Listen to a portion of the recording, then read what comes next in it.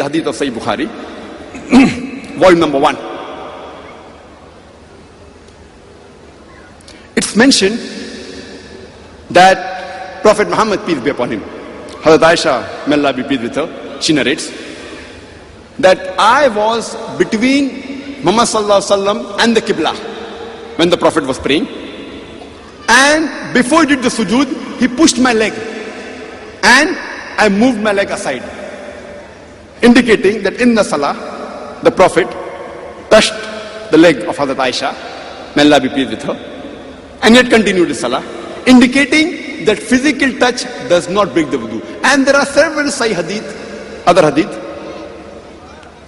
which prove to us that physical touch does not break the wudu. This hadith is of Sahih Bukhari, volume number 1, hadith number 519, 519. Now I'm asking the question, who is right? The opinion of Imam Abu Hanifa or the opinion of Imam Shafi? Imam Abu Hanifa. Because his opinion is matching with the Quran as well as the authentic hadith. So somebody will ask me, do you mean to say that Imam Shafi was wrong? Let's see, we respect Imam Shafi, may Allah's mercy be on him, rahimahullah. We respect him, we revere him, and we love him. And the Prophet said that anyone who gives opinion after doing research, any scholar gives the opinion, if the opinion is correct, he gets 1 reward. Sorry, if the opinion is correct, he gets 2 reward. If the opinion is wrong, he gets 1 reward. Any scholar gives a fatwa, gives the opinion. If it is correct, he gets 2 reward. But even if it is wrong, he gets 1 reward. I'm not saying that Imam Shafi, may Allah's mercy be on him, that he was not intelligent. He was very intelligent. He was very knowledgeable. But we have to realize that during the time of Imam Abu Hanifa, Imam Shafi, may Allah's mercy be on them all the hadiths weren't compiled. The compilation of the hadith started before but completed later on. So maybe this hadith of Abu Dawud, volume number 1, chapter number 70, hadith number 179, as well as the hadith of Sahih Bukhari, volume number 1, hadith number 519, it did not reach Imam Shafi. So because it did not reach him, he took one of the 2 options, physical touch or sexual touch. He took it as physical touch.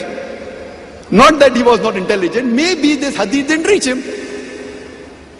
So based on his knowledge of the Quran, which can have one of the 2 meaning, he took 1 meaning. Not that he made a mistake purposefully. What we say, maybe this hadith didn't reach him. Let me give you another example. I asked the question that in the salah, in the loud salah, the salah of Fajr, of Maghrib and Isha, after the Imam completes Surah Fatiha, according to the Hanafi Maslak, should the people in the congregation, should they say Salah, should they say Ameen loudly or no? According to Abu Hanifa,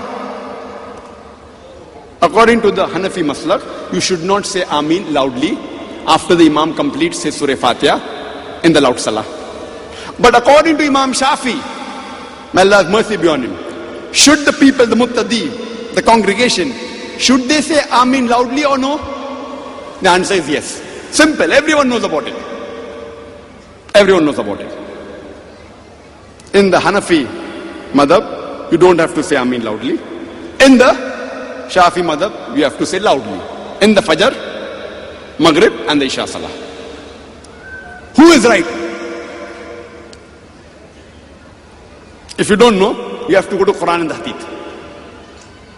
We don't find any verse in the Quran which says that should we say Ameen loudly or not. So we get to the next source. We go to the next source, that is the Sahih Hadith. Now when we read the Sahih Hadith, it's mentioned in Sahih Bukhari, volume number 1, In the book of Adhan, chapter number 111, hadith number 780, Prophet, peace be upon him, he said that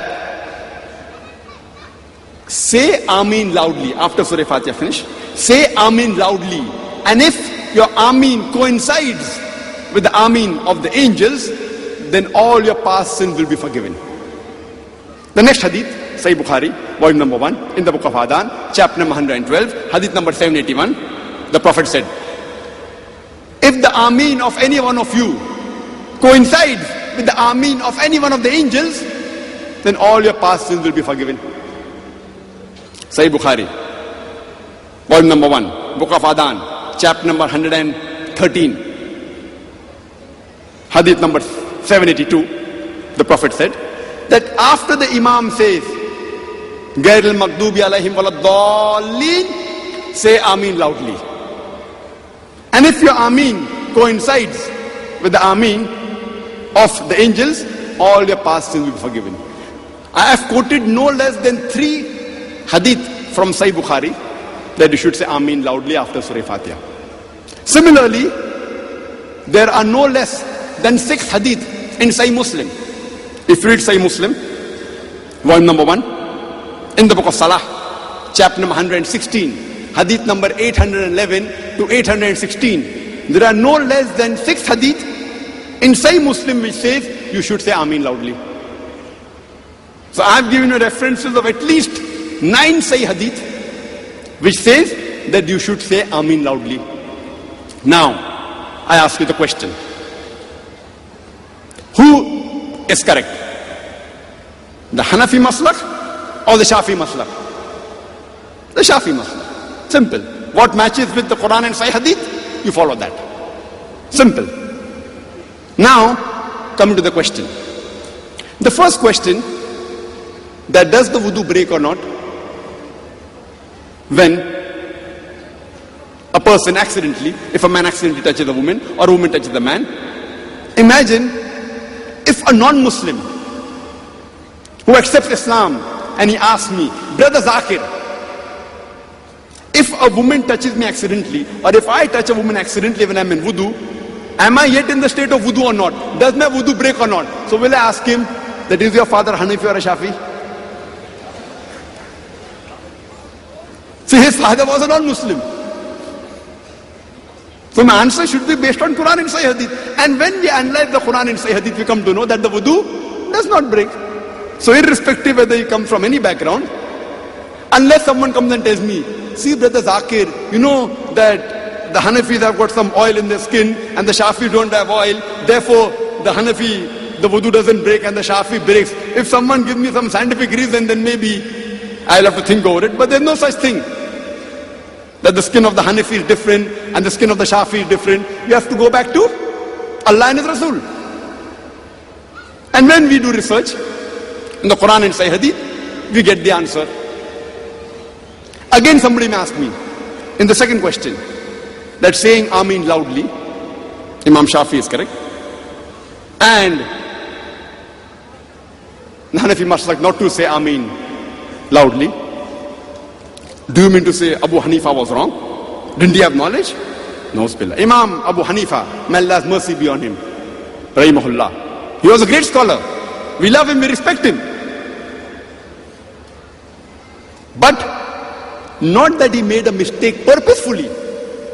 Maybe these hadith, which I quoted of Sahih Bukhari, volume number 1, hadith number 781 to 782, and the hadith of Sahih Muslim, volume number 1, hadith number 811 to 816, this may not have reached him. As I told you earlier, that when the Prophet was alive,